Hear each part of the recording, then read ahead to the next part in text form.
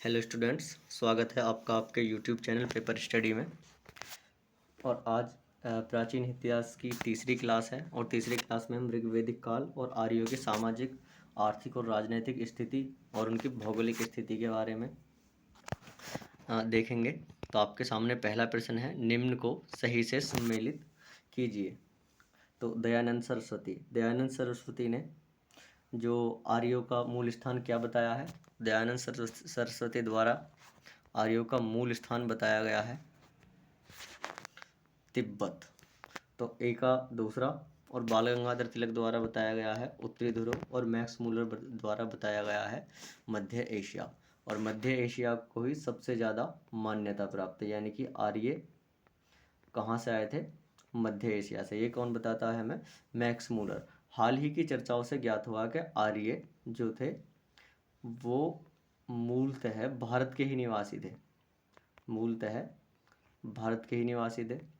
आर्य शब्द का अर्थ, आर्य शब्द का अर्थ क्या होता है?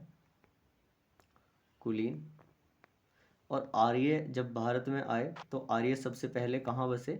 तो आर्य सबसे पहले बसे थे सप्त सैंधव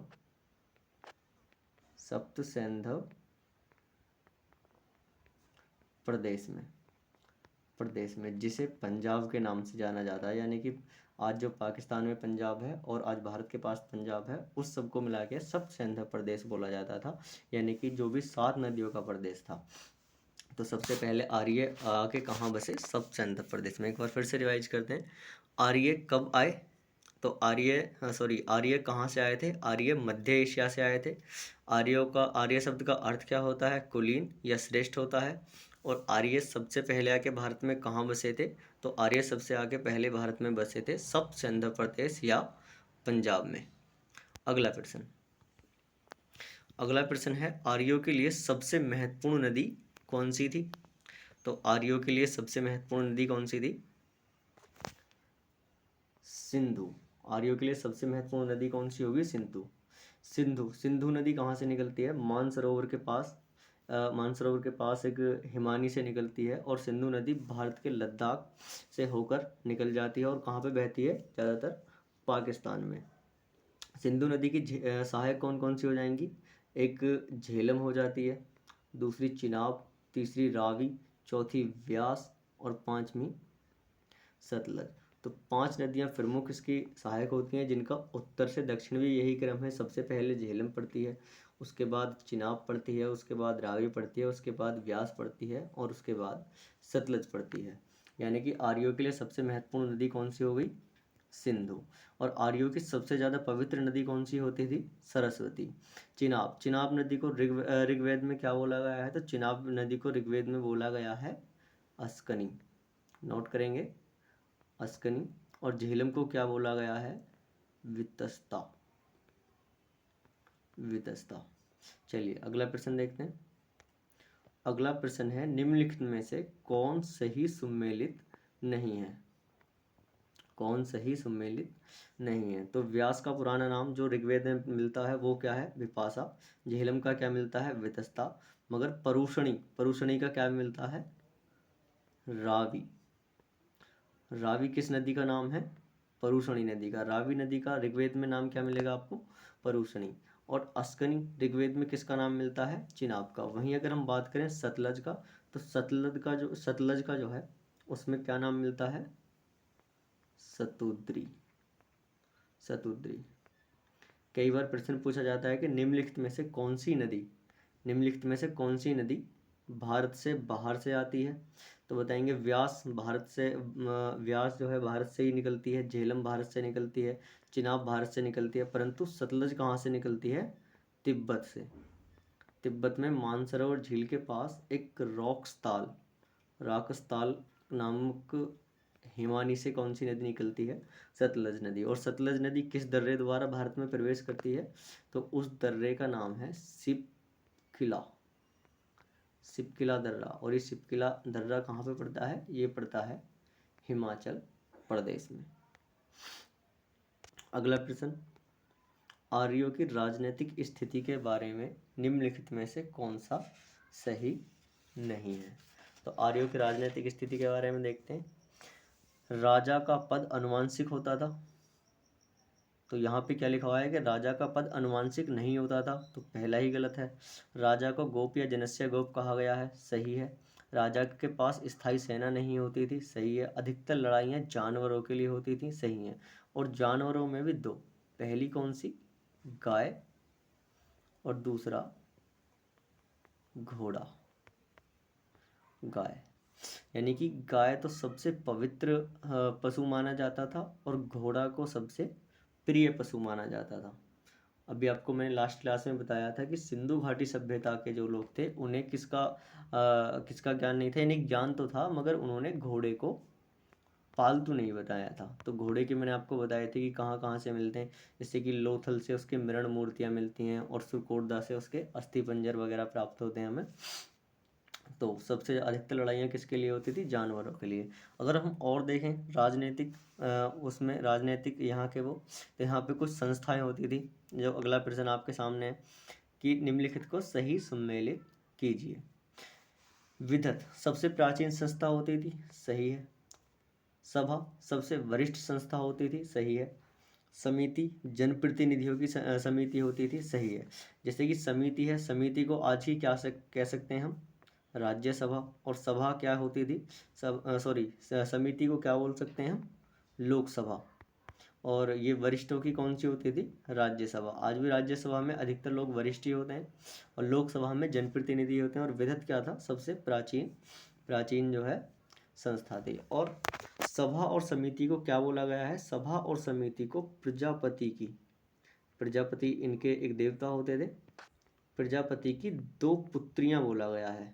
दो पुत्रियां किस किस को बोला गया है, एक सभा और दूसरी समिति को। तो इस तरीके से इसका आंसर क्या हो जाएगा, डी, यानी कि विदत प्राचीन संस्था और सभा वरिष्ठ एवं कुलीन लोगों की संस्था और समिति जनप्रतिनिधियों का समूह होता था। इस प्रकार से सभी सही सम्मिलित हो जाएंगे। अगला प्रश्न, राजा की सहायता करने वाले मंत्रियों को ऋग्वेद में क्या कहा गया है, रत्निन, बृहस्पति, बलि या स्पश। ये नोट करेंगे।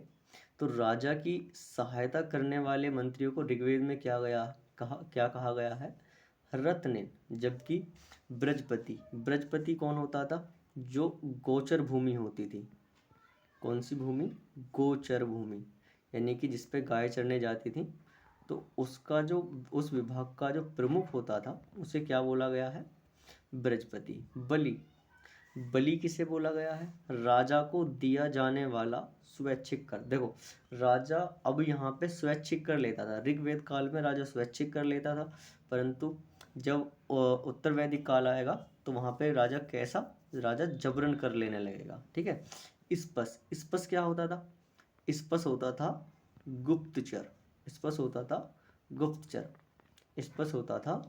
एक बार फिर से देखेंगे, रत्निन क्या होता है, मंत्रियों को, जो ऋग्वेद में राजा की सहायता के लिए मंत्री हैं उन्हें रत्निन कहा गया है। बृहस्पति क्या हो जाता था, जो गोचर भूमि हो जाती थी उसका प्रमुख बृहस्पति कहलाता था। और बलि जो स्वैच्छिक कर दिया जाता था राजा को, उसको बलि कहा गया है। स्पश जो गुप्तचर होते थे उन्हें स्पश कहा गया है। अगला प्रश्न है कि आर्यों के आर्थिक जीवन के बारे में निम्नलिखित में से कौन सा कथन सही नहीं है। आर्य व्यापारी थे, क्या आर्यों के यहाँ पे मुद्रा प्रणाली नहीं थी, पशुपालन करते थे, व्यापार में निष्क, यहाँ पे निष्क होगा, इसको आप निष्क कर लेंगे काट के, निष्क, व्यापार में निष्क नामक आभूषण का प्रयोग होता था। तो आर्य व्यापारी थे, गलत। व्यापार का हमें सबसे ज़्यादा श्रेष्ठ उदाहरण कहाँ से मिलता है, तो मिलता है सिंधु सभ्यता थे। तो सिंधु सभ्यता वाले लोग जो थे वो व्यापारी थे। और मुद्रा प्रणाली नहीं थी, सही है, उस समय पर मुद्रा प्रणाली नहीं थी, बल्कि मुद्रा के स्थान पर क्या चलता था, निष्क नामक आभूषण। ये कई बार पूछा गया है कि निष्क जो है वो क्या था, तो निष्क नामक एक सोने का आभूषण होता था। मुद्रा प्रणाली नहीं थी, सही बात है। पशुपालन करते थे, सही है। और व्यापार में जो है क्या चलता था, निष्क नामक प्रणाली चलती थी। और देखें अगर इनके आर्थिक जीवन के बारे में, तो गाय और घोड़ा सबसे प्रिय वस्तु थे। और इस गाय को क्या बोला गया है, गाय को बोला गया है अघन्या। गाय को क्या बोला गया है, अघन्या। गाय को अघन्या बोला गया है। ऋग्वेद में कृषि, देखो ये कृषि नहीं करते थे, परंतु ऋग्वेद में कृषि शब्द का उल्लेख, कृषि शब्द का उल्लेख कितनी बार मिलता है? 24 बार। और वस्तु विनिमय होता था, जैसे कि आप गेहूं के बदले मक्का ले सकते हैं, ऐसे वस्तु विनिमय होता था। ठीक है, अगला प्रश्न, आर्यों की सामाजिक स्थिति के बारे में सही कथन को छांटिए। तो पहला है कि समाज 4 वर्णों में विभाजित था, सही है। 4 वर्ण अभी आपको मैंने पिछली क्लास में पढ़ाए थे कि जो ऋग्वेद का 10वां मंडल था उसमें 4 वर्णों का उल्लेख मिलता है। पहला ब्राह्मण, दूसरा क्षत्रिय, तीसरा वैश्य और चौथा शूद्र। ब्राह्मण जो यज्ञ वगैरह करेंगे, क्षत्रिय जो लड़ाई करेंगे, और वैश्य जो आपका व्यापार करेंगे, और शूद्र जो इन तीनों वर्णों की सेवा करेगा। तो यानी कि समाज 4 वर्णों में विभाजित था, पहला कथन तो सही है। आजीवन अविवाहित महिला को अमाजु कहा गया है, सही है। घरेलू दासों का प्रयोग नहीं होता था, ये गलत है। पितृसत्तात्मक समाज होता था, ये सही है। तो पहला सही है और दूसरा सही है, सॉरी, पहला सही है, दूसरा सही है और चौथा सही है, और घरेलू दासों का प्रयोग नहीं होता था, ये गलत है।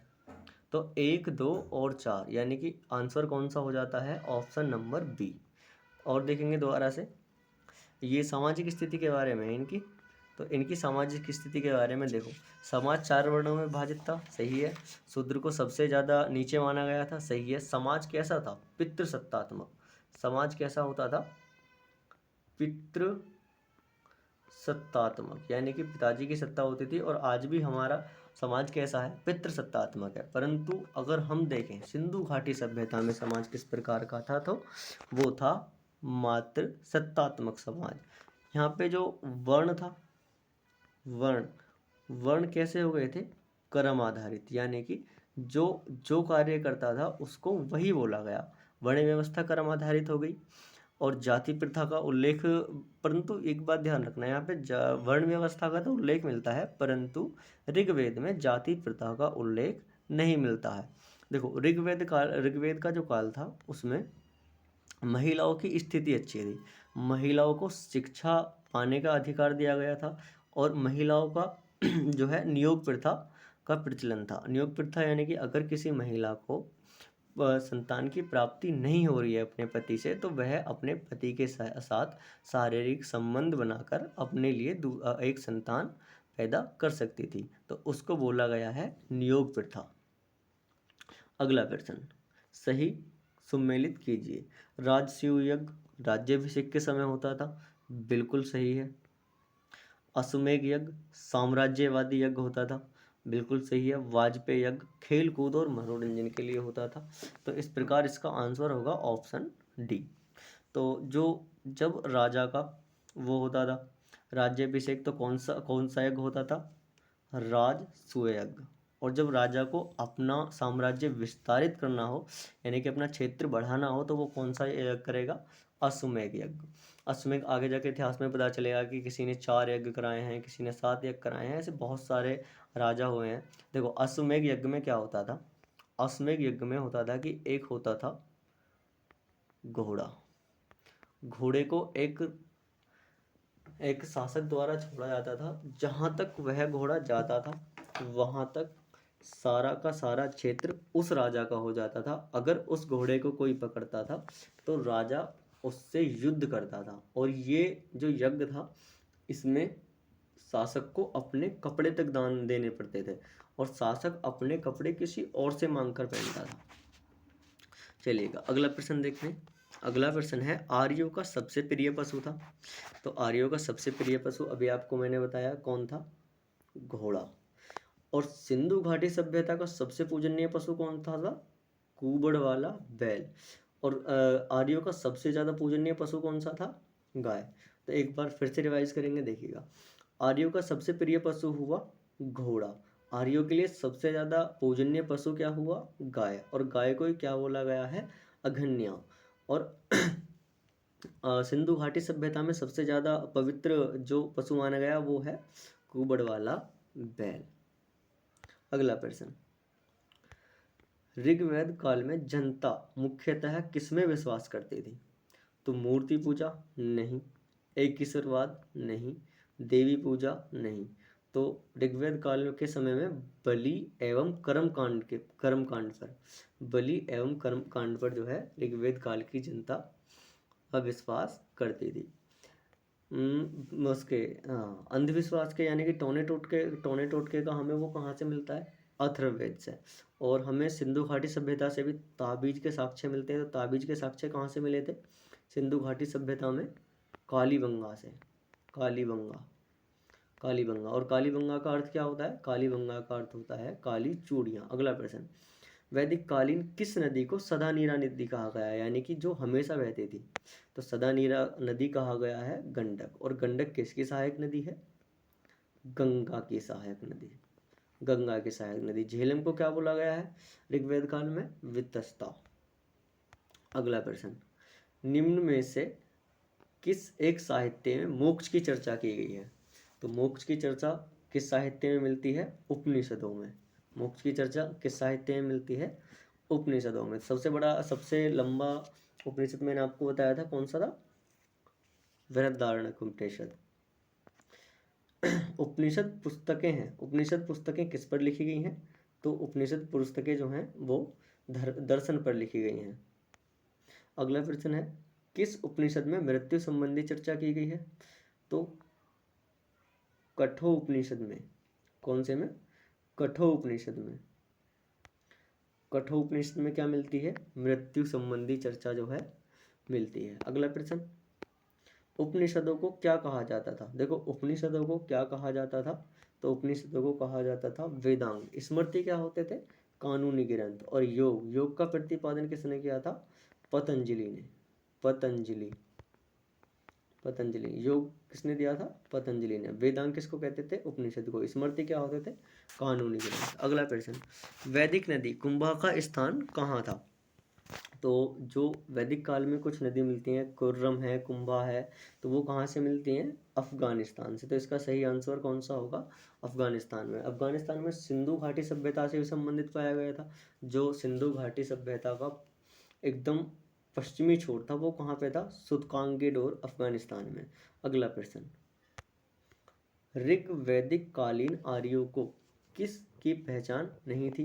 तो ऋग्वैदिक कालीन जो आर्य थे उनको इंद्र की पहचान थी। देखो इंद्र को कहा गया है कि इंद्र जो है वो किलों को विजित करने वाला था। और मरुत की पहचान थी। और सोम, 9वें मंडल में सोम का जो है वो कहा गया है ऋग्वेद के में। 9वें मंडल में सोम का उल्लेख मिलता है, परंतु इन्हें शिव का ज्ञान नहीं था।